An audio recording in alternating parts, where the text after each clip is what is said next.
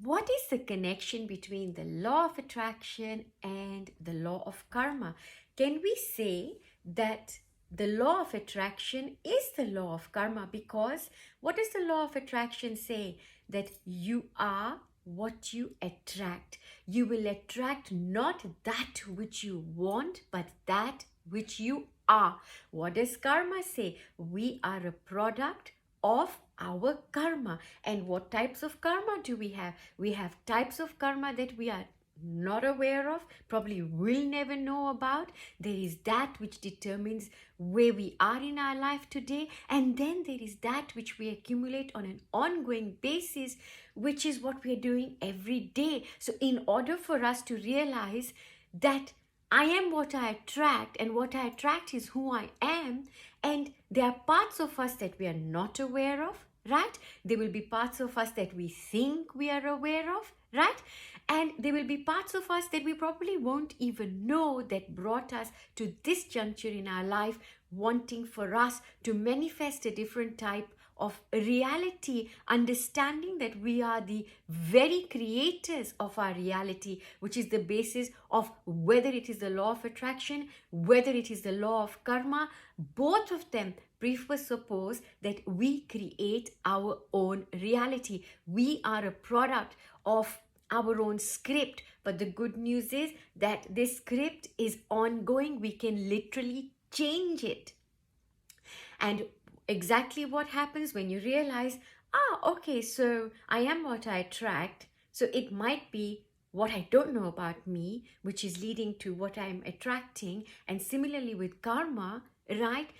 You say, well, I don't know what my old karma is, but this is a situation that I'm presented with. So rather than me dealing with something coming from a contracted part of my consciousness, how about I'm going to embrace it, and I'm going to try to get to parts of me that I don't know are there. And then so you start to meditate and get to know the unknown about you. Now, as you get to know the unknown about you, you're able to break the code, and you're able to look at what you've created. So when you've experienced a problem and you're not happy with your current manifest reality, and you look at it and you think, you go and tell a friend, or you're talking to somebody and say, you know what, this happened today, I don't like the way things are, so and so did this. And then your friend says to you, or maybe someone else says to you, oh well, look, you're the one who's created all this, because you're the script writer, you're the choreographer, you're the director. Okay, fine. So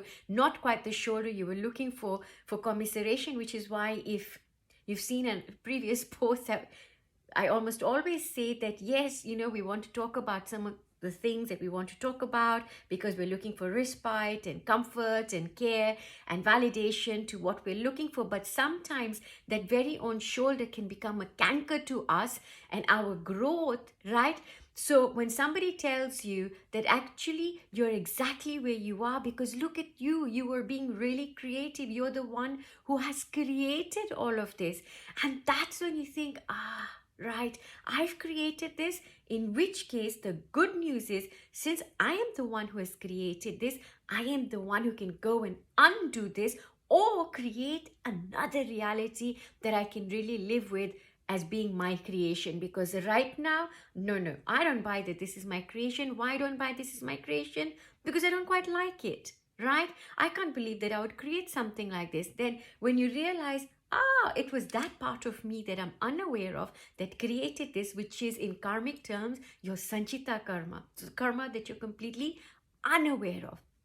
And you're probably even unaware of the prarabdha, the karma, what part of sanchita came to then become your prarabdha karma, which determines what situation you're in right now. But the good news is that you've got the ongoing karma. So the good news is that you've got things that you can do, because creativity is an ongoing process. So as long as you're creating and you're doing it consciously, when we say you're doing it consciously, you're doing it with awareness, right? It means you really know what you're doing, and you can only really know what you're doing when you know where you stand with yourself. When you know who you are, you can call yourself out on any of your own crap and say, you know what, I really don't like this, right? So you might be someone that doesn't like to be interrupted. You might be someone that you think, think about, this is what I've created right now. This is my manifest reality. Now, what in this reality don't I like? So if it was up to me right now, what would I change, right? Now you look at all those things that you'd want to change and really be honest and try not to get to a symptom of something.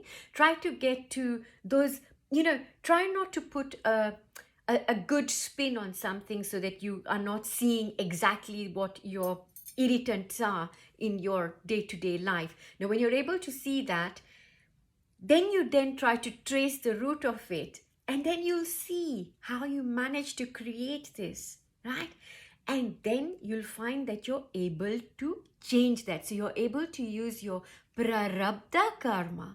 You're able to use your agami karma. So your karma that is ongoing, right? To attract that which you really are after coming into your future reality person. So you're coming into that who you will match that which you want. And that which you want, right, may seem like, well, actually, why am I not getting it? Because you're thinking, yeah, I tick these boxes. Yeah, this is it. I know what I'm doing. I've healed. I'm on my path. La la la la la. But then, right, it's like you might even have a list of things that you want, and how you want your future reality to be, and then you think something presents itself to you. You say, okay, I want a vegan cupcake, but not only do I want it vegan, I want it gluten-free, and I want it sugar-free, but not sugar-free meaning with any chemicals, but I just really want to have it made with good stuff, nature, right?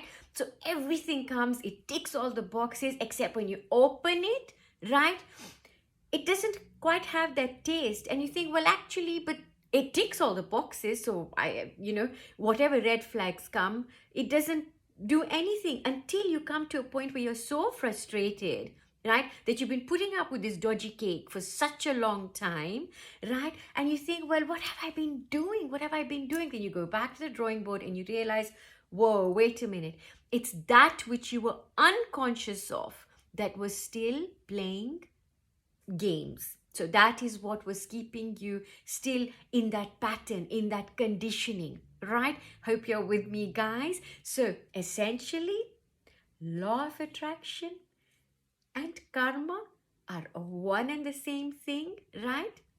So try to simplify very lofty and abstract thoughts and processes and just see them for what they are and apply this beautiful wisdom in your day-to-day life. And this is one of the beautiful things that happen when you embrace your spiritual awakening. More on this. Lots of love. Take care of your agami karma.